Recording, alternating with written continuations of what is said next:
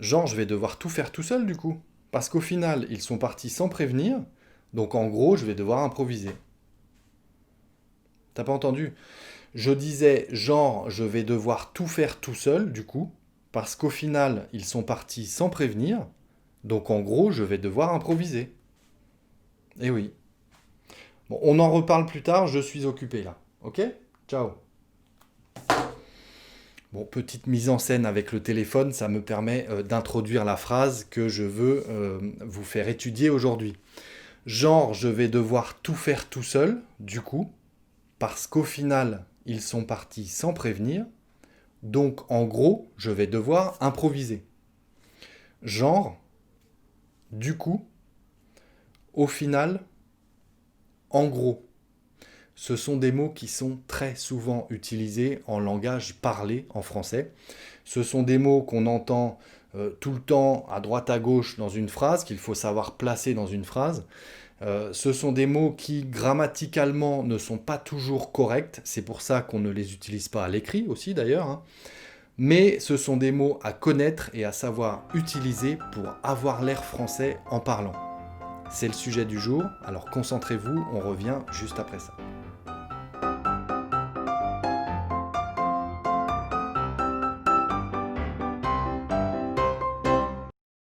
Bonjour à toutes et à tous et bienvenue sur le français by Alex.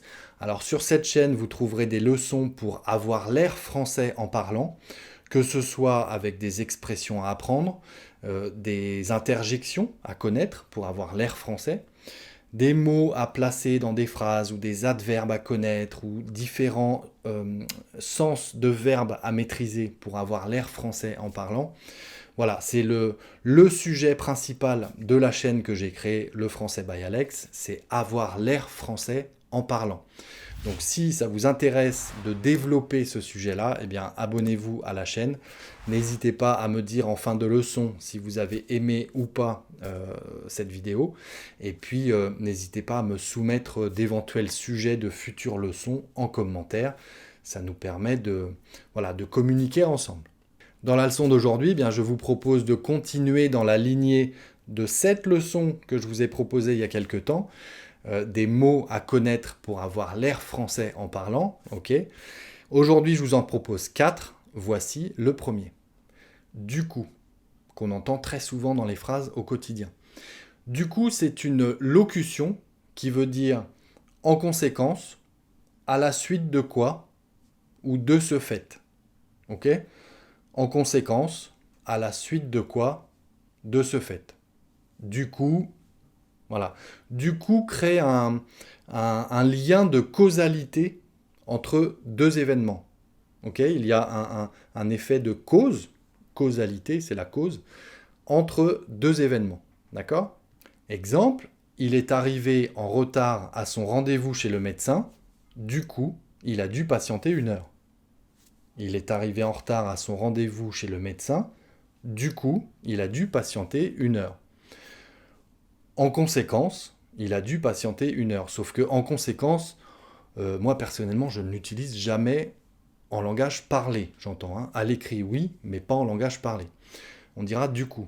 Je ne dis pas que c'est plus joli, mais c'est comme ça qu'on parle au quotidien, clairement. Hein. Du coup, il a dû patienter 1 heure.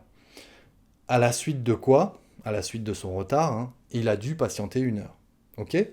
Du coup, il a dû patienter 1 heure. Autre exemple, je n'ai pas mangé ce midi, du coup, j'ai le ventre qui commence à gargouiller. Gargouiller, c'est le verbe qu'on utilise quand le ventre fait du bruit, hein, quand l'estomac fait du bruit parce qu'on a faim. On dit j'ai le ventre qui gargouille. Le verbe gargouiller. Ok?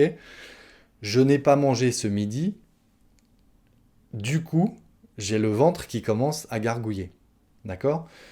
C'est la conséquence du fait que je n'ai pas pu manger ce midi. Ok? Je n'ai pas mangé ce midi, du coup, j'ai le ventre qui commence à gargouiller. Autre exemple, bon, du coup, je vais y aller. Bon, du coup, je vais y aller. Là, en début de phrase, du coup, hein. Bon, du coup, je vais y aller.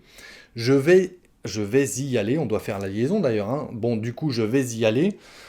Ce sera le sujet d'une prochaine leçon, mais les liaisons, comme ça, je vais y aller. En langage parlé, c'est franchement pas tous les jours qu'on les entend, hein. Donc, moi, personnellement, je ne les utilise pas systématiquement, les liaisons, je ne les prononce pas.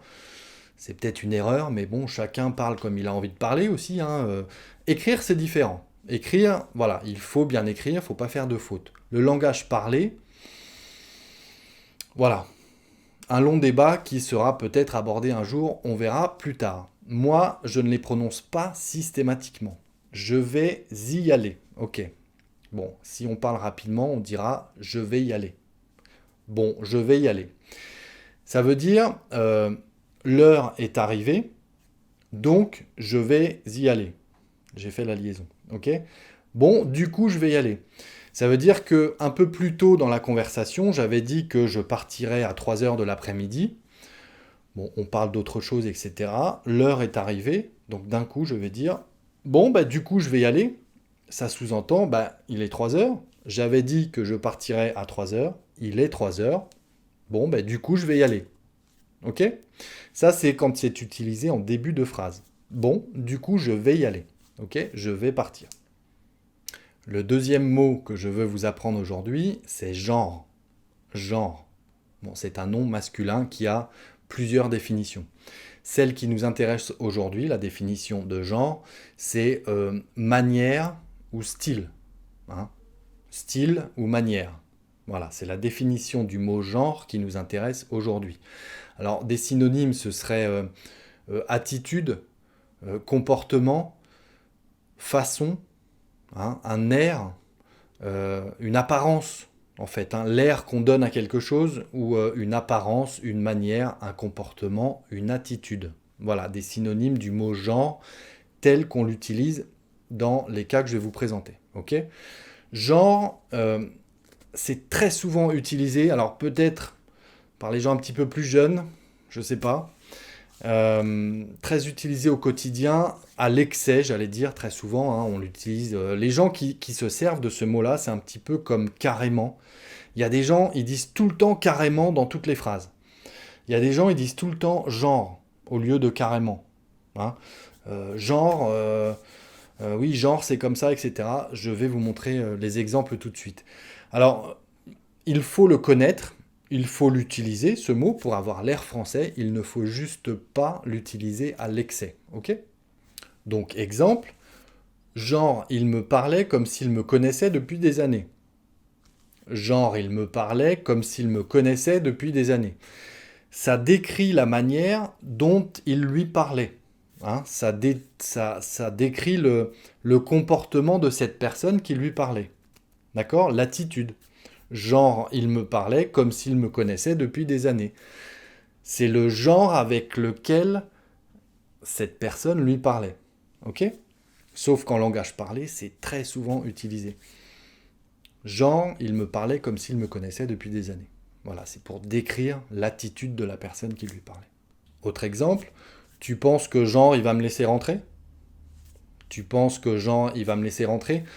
Grammaticalement, ne cherchez pas d'explication, cette phrase, elle est incorrecte. Okay. Sauf qu'on peut entendre ce genre de tournure à l'oral.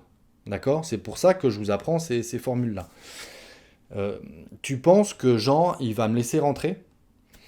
Si on est à l'entrée d'une discothèque, par exemple, hein, tu penses que Jean, le vigile, va me laisser rentrer ?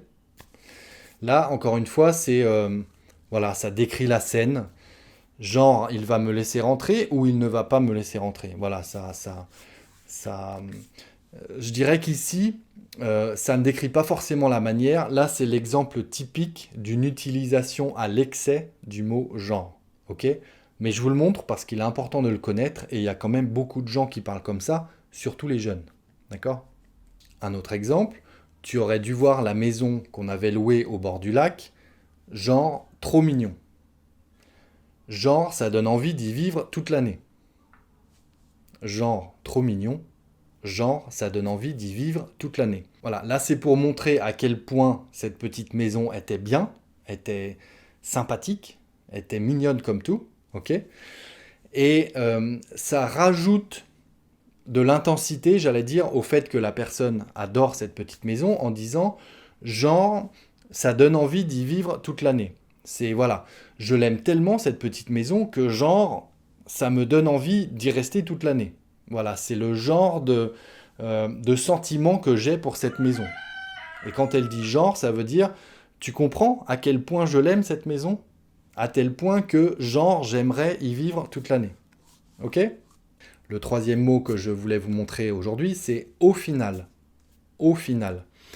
Alors, au final, c'est une locution qui, j'insiste, n'est pas forcément très correcte grammaticalement à utiliser, hein. C'est pour ça qu'à l'écrit, on oublie.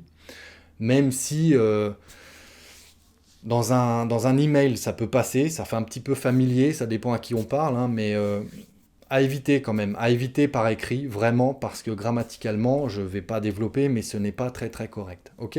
Par contre, on l'utilise très souvent à l'oral. Ok? Au final, ça signifie en fin de compte, en définitive, pour finir ou finalement. Ok? En fin de compte, pour finir, finalement ou en définitive. Exemple, on s'est séparés le mois dernier, donc au final, je vais devoir changer d'appartement. On s'est séparés le mois dernier, donc au final, je vais devoir changer d'appartement. Finalement, je vais devoir changer d'appartement. Ok? Pour finir, ou enfin voilà, ça donne fin à l'action, à la scène, j'allais dire, au final. Hein, donc on s'est séparés, donc au final, bah, non, je ne resterai pas dans cet appartement, je vais devoir en changer. Voilà, c'est aussi la conséquence de l'événement de la séparation, si vous voulez. Hein. Ok? Ça peut aussi être utilisé en début de phrase. Exemple, au final, je ne sais pas quelle solution est la meilleure. Au final, je ne sais pas quelle solution est la meilleure. Ça veut dire, en conclusion, finalement, je ne sais pas quelle solution est la meilleure. D'accord? Le quatrième exemple que je souhaite vous apprendre aujourd'hui, c'est en gros. En gros. En gros, qui n'est pas forcément très utilisé à l'écrit, qui est correct, hein, mais qui est en revanche beaucoup plus utilisé à l'oral. D'accord? En gros, ça veut dire globalement, pour résumer, sans détail. Ok? Globalement. Pour résumer, sans détail. En gros. En gros, c'est donc utilisé comme un adverbe, et comme tous les adverbes, on peut le placer à différents endroits dans la phrase. D'accord? Donc, exemple, en gros, j'aurais dû m'en occuper avant. En gros, j'aurais dû m'en occuper avant. Ça veut dire, pour résumer ce qu'on vient de dire. Hein, pour résumer, j'aurais dû m'en occuper avant. En gros, j'aurais dû m'en occuper avant. Et on peut le déplacer, à vous de voir. J'aurais dû, en gros, m'en occuper avant. J'aurais dû, virgule, on imagine la virgule parce qu'on est plutôt en langage parlé. Hein. J'aurais dû, en gros, m'en occuper avant. Ok? Et pourquoi pas en fin de phrase, j'aurais dû m'en occuper avant, en gros. J'aurais dû m'en occuper avant, en gros. Hein, pour résumer, j'aurais dû m'en occuper avant. Ok? Donc très utilisé aussi, ce en gros, qui n'est pas forcément très joli, hein, mais utilisez-le, ça vous donne vraiment l'air français, ainsi que les trois autres d'ailleurs, à apprendre, à connaître, à utiliser. Et faites-moi plaisir, surprenez vos interlocuteurs en utilisant ces mots, ça vous donne vraiment l'air français, j'insiste. Voilà, on en reste là pour aujourd'hui. 4, c'est déjà pas mal, comme ça je referai d'autres leçons de toute façon. Si vous pensez que je peux ajouter de la matière, hein, en faire plus dans les leçons, n'hésitez pas à me le dire dans les commentaires. N'hésitez pas également à me suggérer des sujets à aborder, comme je vous le disais en début de leçon. Et puis si vous avez aimé cette leçon, eh ben, faites-le moi savoir avec un petit pouce. Si vous n'avez pas aimé, dites-le moi aussi. Expliquez-moi pour ça, comme ça j'améliore au fur et à mesure du temps les vidéos. Ok ? Comme à chaque leçon, eh bien voici ma suggestion du jour. Vous cliquez en haut à droite de l'écran pour ceux qui ont encore un petit peu de temps pour travailler sur une nouvelle leçon. Et puis pour les autres, eh bien écoutez, je vous dis travaillez bien, restez concentrés, prenez soin de vous et à très bientôt sur le Français by Alex.